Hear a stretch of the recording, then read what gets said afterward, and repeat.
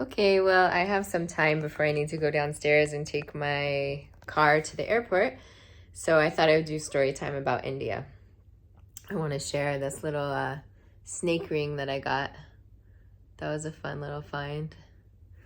I got it downstairs. So if you buy stuff in a hotel, you definitely pay more. I mean, that's just like any hotel probably in the world, but it does save you the hassle of going out into the world. So I cannot underscore enough the difficulty of getting around in India. I mean, especially if you're from America, you're from the Western world, you have no idea what it's like to walk through so many people. I mean, you can't even understand. I think India is 1.5 billion people on the planet. And yes, it's a huge subcontinent, but many of those people are condensed into, the cities like Mumbai and Delhi. So the first time I came to India, I was 24, 25 years old. I lived in San Francisco. And really what drew me to wanting to go was I did a Bikram yoga class, also known as hot yoga. There was a place near my house. I lived on Lombard Street at the time with some friends. I was working in the financial district in San Francisco downtown. And some of my friends at that time, did yoga, and I had never done yoga. So I was like, okay, cool, I'll go to this hot yoga class. I went to it. It was the first Bikram yoga in the US, maybe? I don't know if that's true, but it's this tiny little place in San Francisco. And it was small and smelly. And I went the first time, and I actually didn't even make it through the class. It was so difficult. It's a 90-minute class. The heat is set to something around 100, 105 degrees, depending. And I think I had eaten, I might have even had alcohol the night before, ate a bunch of pizza. I was not really prepared for that class. But finally I went back. This is going to be a long story. I went back and I did the class, and I went to a party that night. It was like a Friday. And I felt this opening here, which I came to know as my chakras, the whole front side of my body. I just felt I felt so open. And we were, this is in my 20s in San Francisco. So we did drugs, we partied. That was what life was like. And when I was at that party, I just had no desire to drink, to do drugs, to do anything. I just felt so alive and so invigorated in my body. And I'm like, wow, okay, I want that again. So through that was really the door opening for me. I started going to more yoga classes, and I went to kirtan, which is singing devotional music. A lot of people are familiar with kirtan in the West.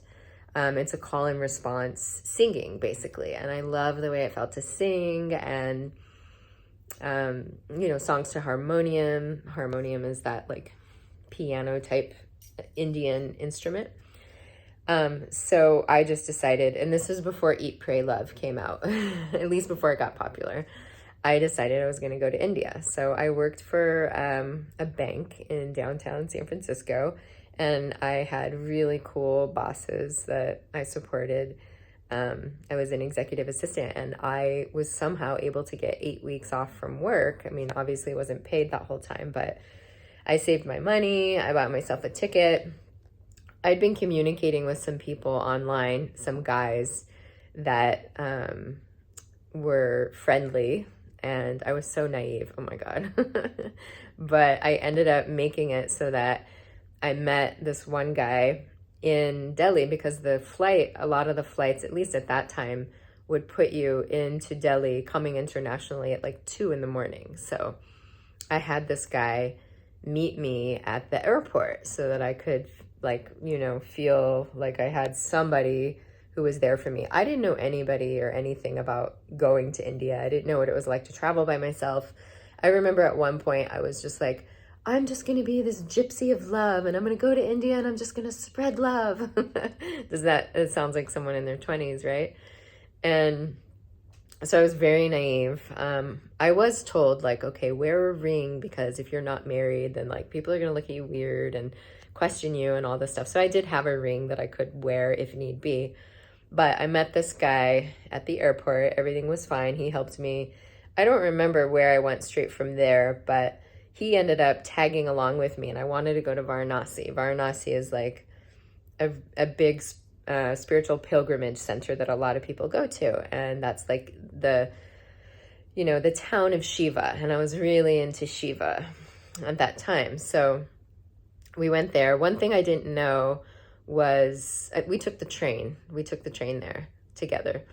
And he was fine, perfect gentleman, very kind, devotee of Shiva, as I was as well. And I did not realize the importance of not drinking the water. Well, I wasn't going to drink water out of the tap, but even having a shower, it's really easy if you're taking a shower to get like water in your mouth. So, or brushing your teeth. I think I may have brushed my teeth with the tap water or something like that. Well, as it turns out, I got so outrageously sick. Like, oh my God. I was pretty thin and fit then, but I lost like 15 pounds, maybe even 20 pounds that's crazy. Oh my gosh, in 6 weeks. But anyway, we were in Varanasi and I was laying in bed, and to that point of my life, I had never been that sick. I was sweating, shivering, like convulsing, headache. I was crazy. I was so sick. I didn't know what to do with myself. So this guy went to the local pharmacy and bought me some medicine, and I was able to take that. And I was really happy to have his company because he was helping me in a way I would not have been able to get help otherwise, or at least I didn't know how to. So the other really amusing thing, which, having been here so many times now, I can just see, oh my God, just my naivete was off the charts. I wanted to have an Ayurvedic massage. So I told like the place I was staying that I wanted to get a massage. Oh, I left out that there's this hustle they do when you land where like if you're trying to take a taxi, they want to try to take you somewhere else. They come up with some story about how the hotel may not even exist, and it's wild. There's so many ways that they figured out how to hustle people. So if it's your first time, and they love asking, is it your first time in India? Believe me, you'll be taken advantage of. It's just the way it goes. So they see the white skin, and no matter what, you've got more money than they do for the most part. Even though there are more rich Indians in India than there are in America, there's a lot of wealth in India, but there's just so many people. It's just a statistics thing. So there are tons of impoverished people as well. So at that time, the exchange rate was like 37 to 1, 37 rupees to $1, and now it's more like 87 to 1. But the prices have gone up outrageously here. It's nothing like it was 15, 20 years ago to travel. So anyway, I was getting this Ayurvedic massage. This guy came up to my room. I'm basically like in my underwear and a tank top or something, because I don't know, that's how you do it in the States. And this guy is just like rubbing me all over my body and like, slapping my thighs and getting really close to my private parts. And I was just like, what is going on? This is crazy. He never like tried to do anything more than that, but he was definitely taking as much advantage as he could for like what would constitute a massage. So, that was like surprising and shocking. And another thing that happened there was I ended up going into somebody's shawl shop, like where they have shawls and scarves and stuff like that. And I was so like dehydrated and famished, and I was in there. I swear to God, I was sitting in there for 2 hours while they were just like trying to sell me on stuff. And I was just so, I was way too polite, way too nice. I'm so not that way anymore. I mean, granted, this is like 20 years later. Yeah, it is 20 years, isn't it? I keep saying 15, but no, I think it's 20 years ago. So, that was exhausting and crazy. So anyway, I got taken advantage of by the massage guy. And then I'm like just hanging out with this friend. I got better somehow. And like all of a sudden he just like lunges over and kisses me. And I was like, oh my God, no, that is not what I'm trying to do. And so that was funny. I mean, he was a sweet guy in some ways, but he was also, I like found out later, I think from him, that he had a family and he like lived somewhere completely else. So I don't know what he was doing. I guess he was just trying to, he didn't try to take advantage of me like financially in any way. I guess he just wanted the experience, like being a white-skinned woman. And I mean, I was 20 years younger then, so it was more attractive. And being in India and being open, you know, being an open-hearted, generous, like, kind of person, people will prey on you. So not everybody, but I really have toughened up over the years. Coming to India, you have to be what would be by American standards considered totally rude. But by Indian standards, it's really not, actually. Sometimes you just have to say, like, no. And it's, you know, in America that would be rude, but in India it's just how it is, and it's not even really rude.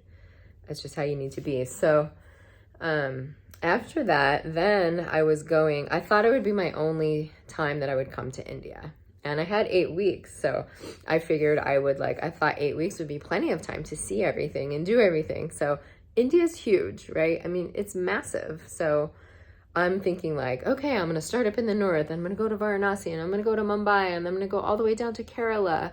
I mean, this is a massive distance to travel. So from Varanasi, I ended up going, I must have gone back to Delhi. No, I went to Mumbai after that.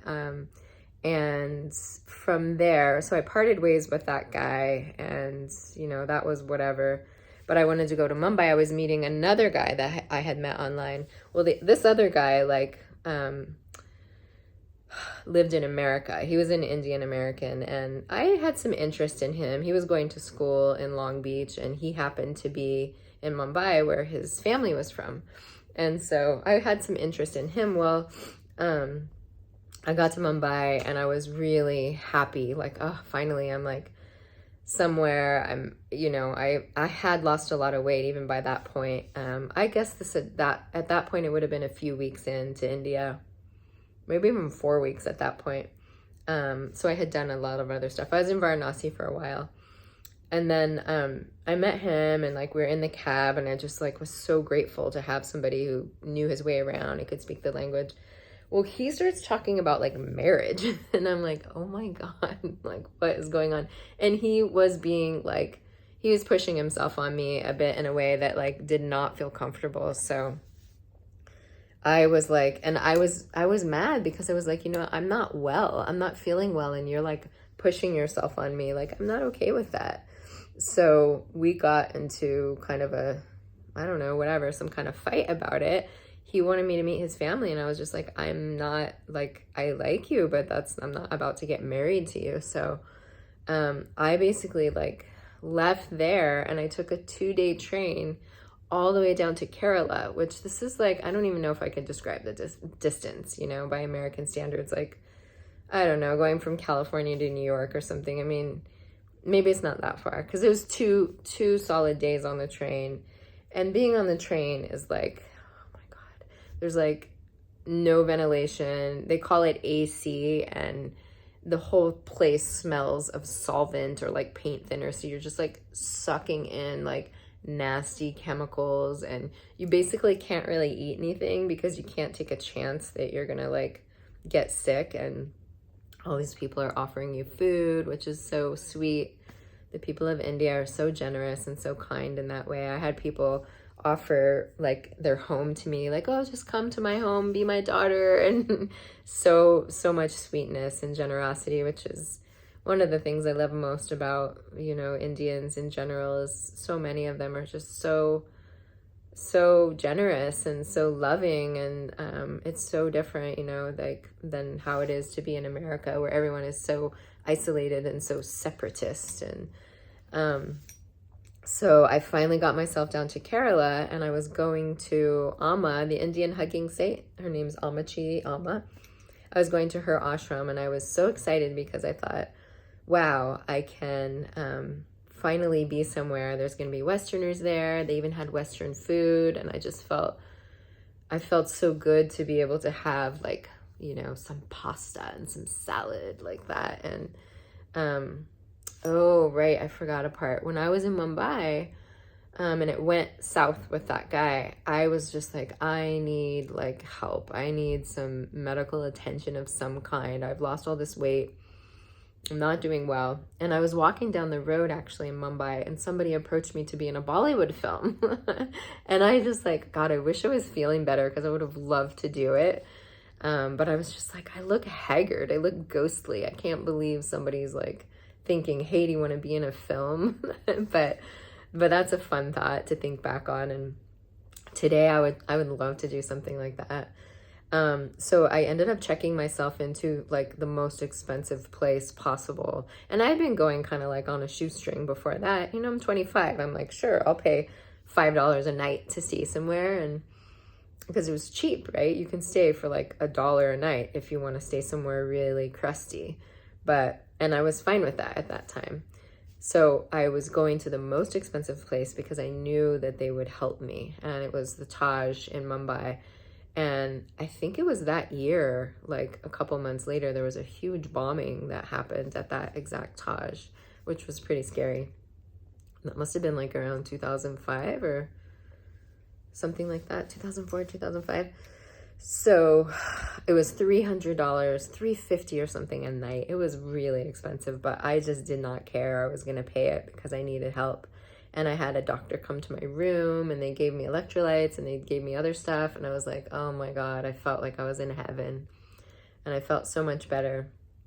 I only stayed there one night. But then from there, I got on the train to Kerala. And then I was going to do Panchakarma. Panchakarma is like an Indian therapeutic, therapy to do. And they started to give that to me. But I got sick again.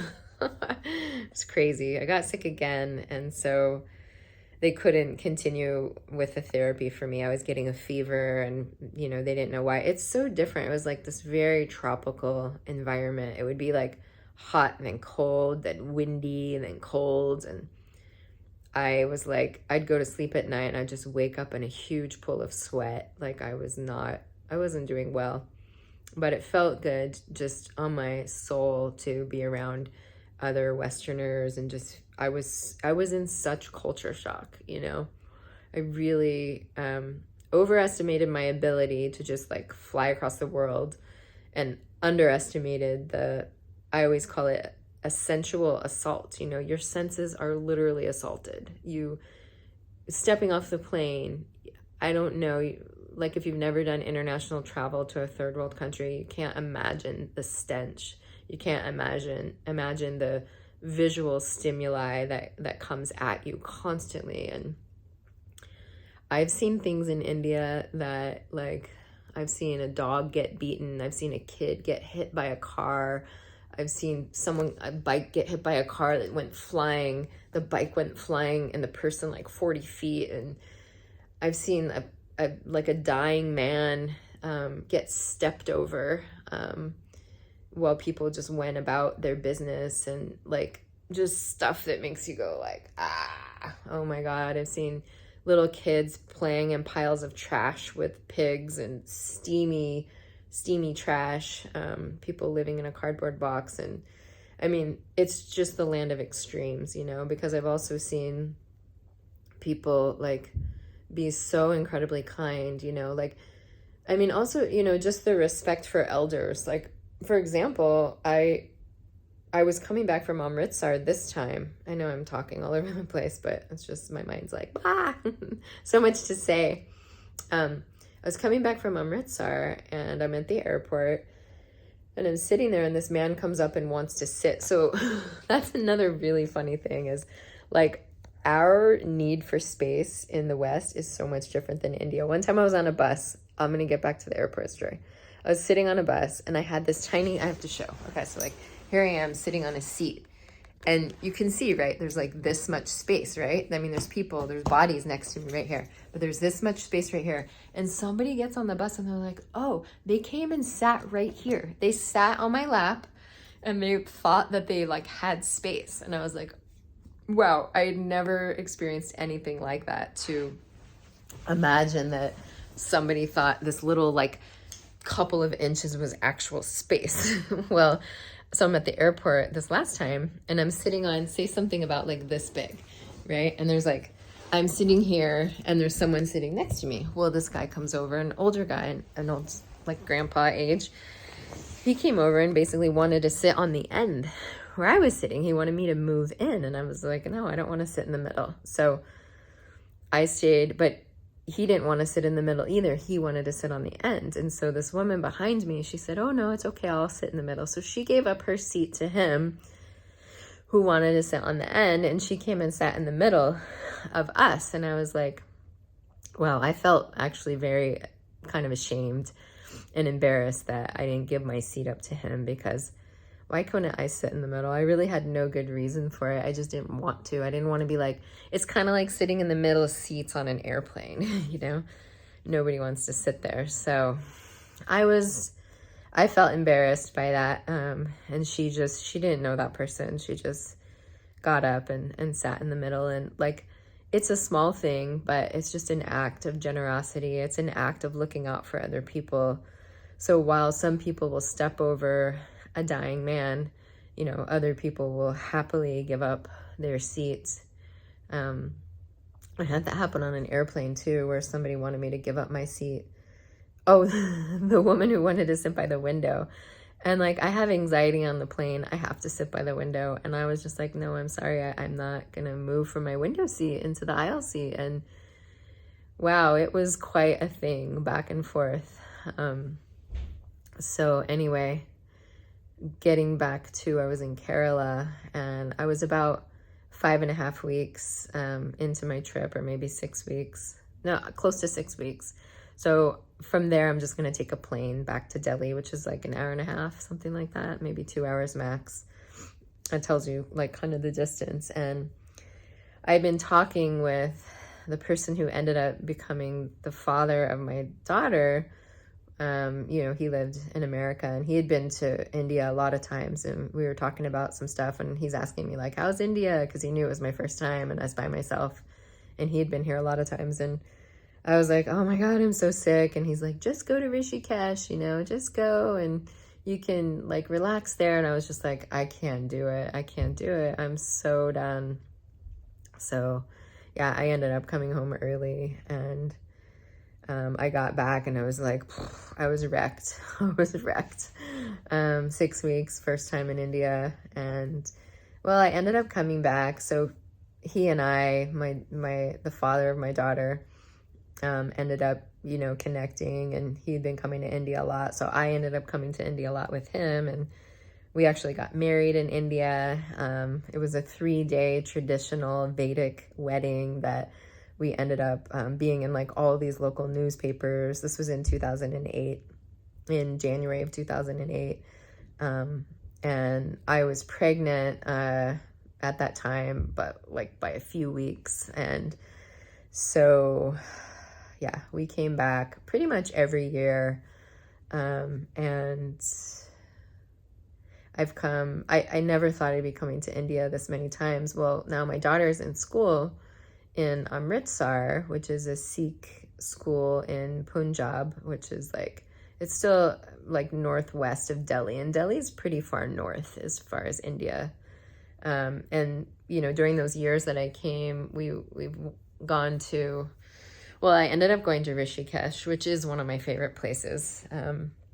We also went to Almora and Nainital and Bhimtal up in the mountains.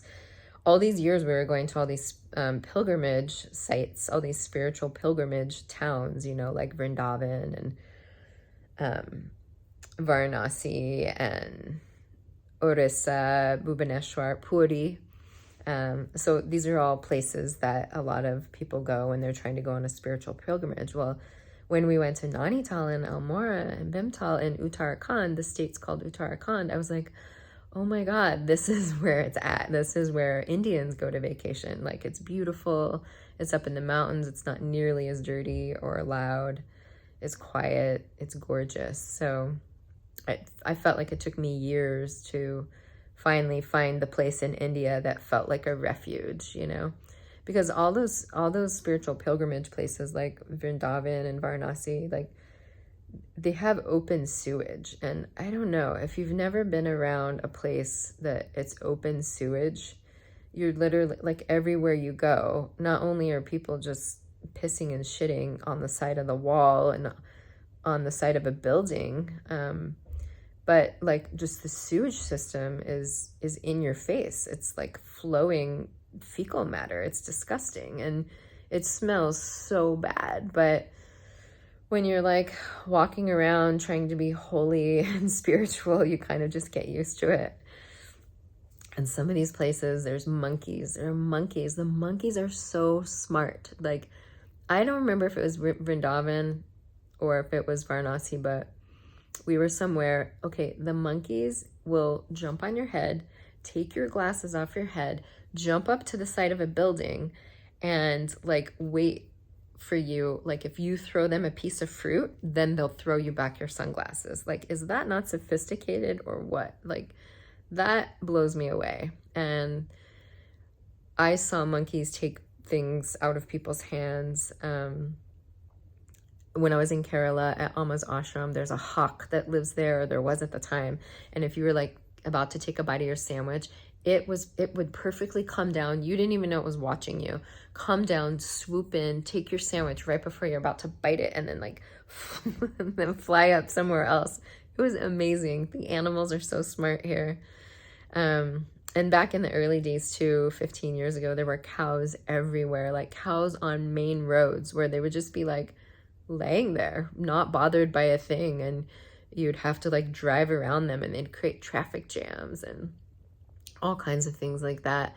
It was absolutely wild. And if you've never seen what it's like to be inside a traffic jam in India, I'm gonna have to attach some footage to the end of this, because it's unlike anything you've ever seen. And I actually find it to be kind of beautiful. The fact that many people can live in such close proximity. Like, our needs in the West are so great. We need so much personal space around us. It's unbelievable. You know, we need like, each person has a car, each person has their own bedroom, each person has their own everything. And in India, no, you could have 10 people in this room, you know?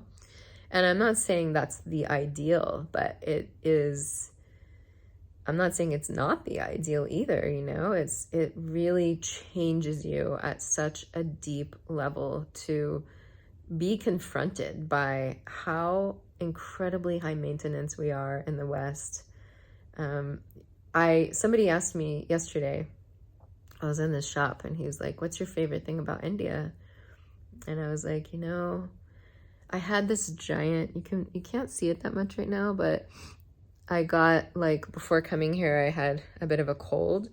And for some reason, like, instead of just getting cold sores on my lip now I get them on my nose and sometimes, like, right here. And I had this really ugly cold sore thing on my nose. And it just reminded me, like, being in India, people, except for the ones who are trying to be more Western, like, Indians just don't care. Like, you could be wearing the dumbest outfit that doesn't match, have a big old sore on your nose. Your hair could be like, I could be like bald here with like hair coming out here.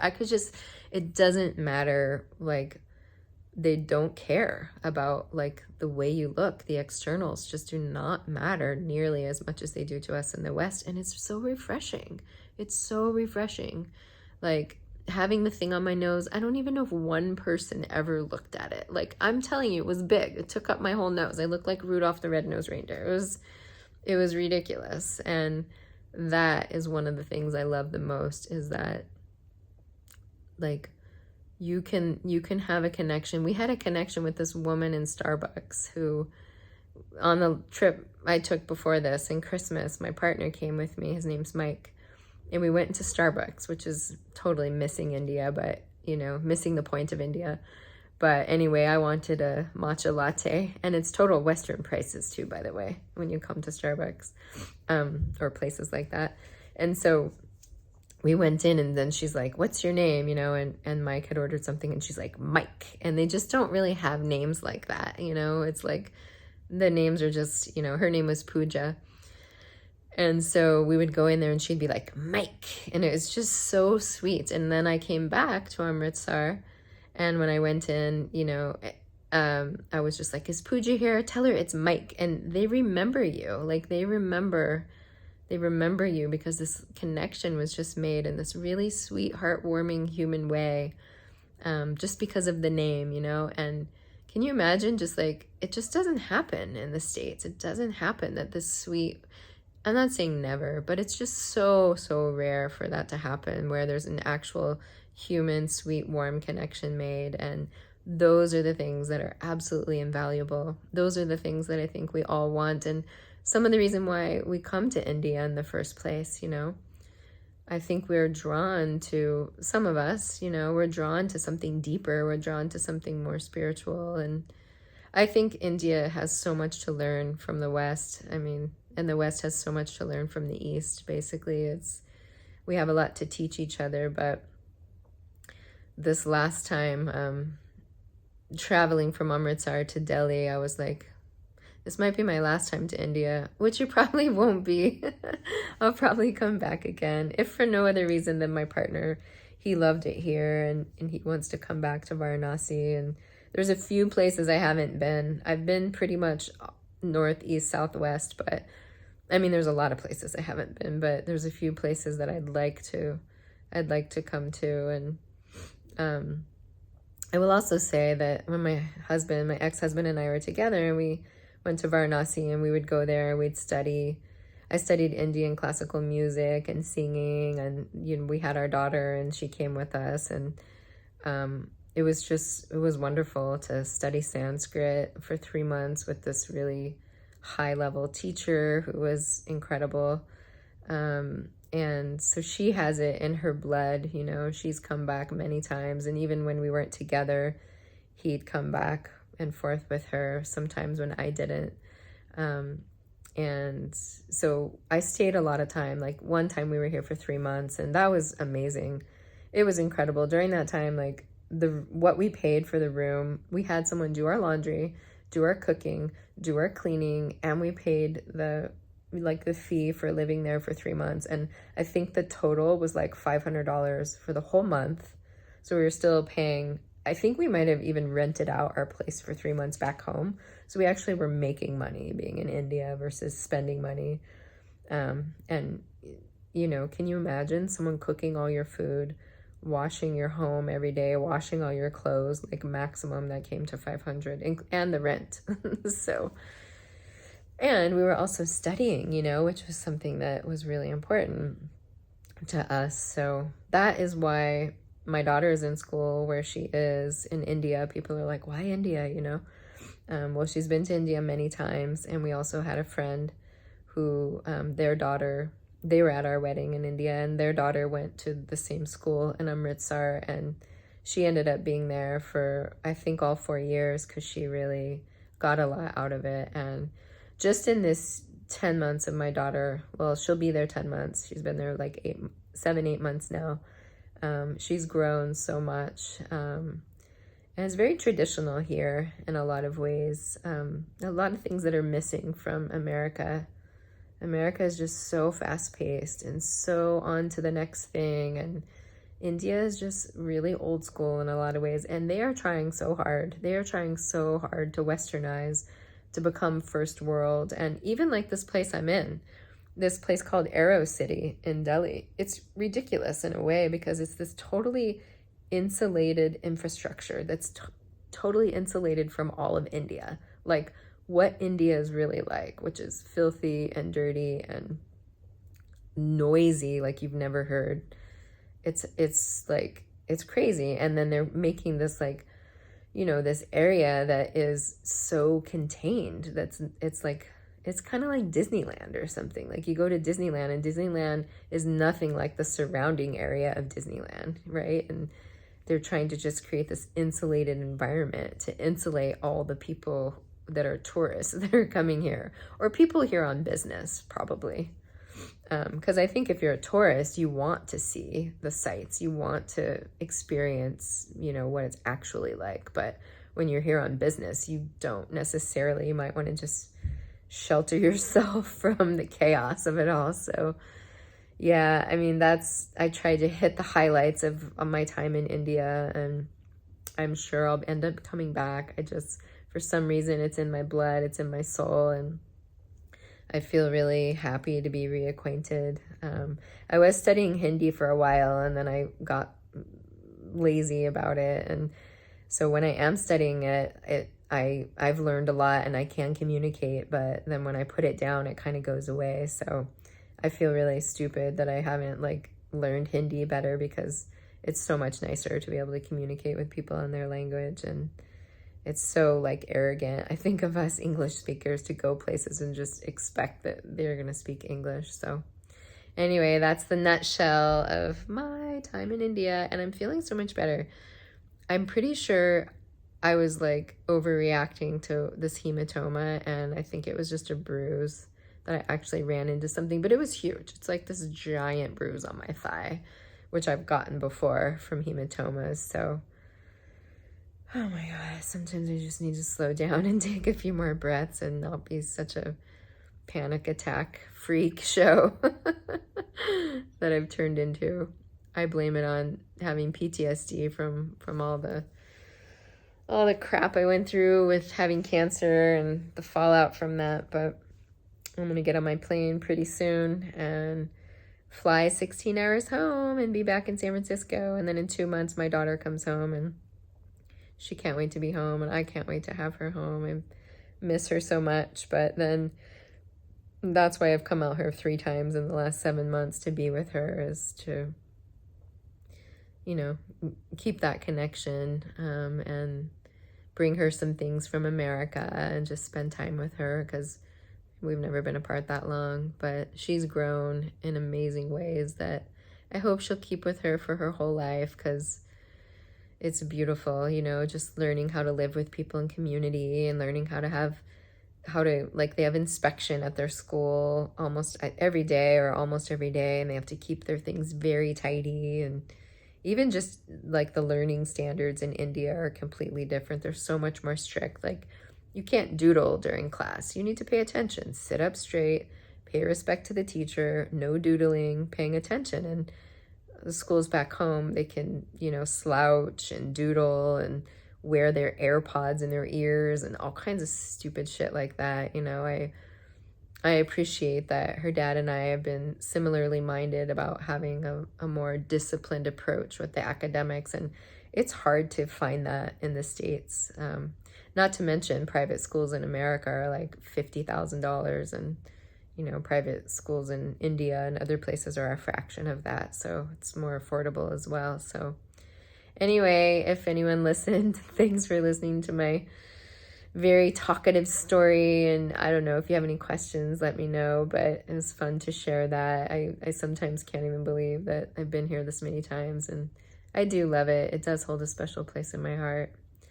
But if you need any tips or information, let me know, and I'd be happy to help. Okay, take care.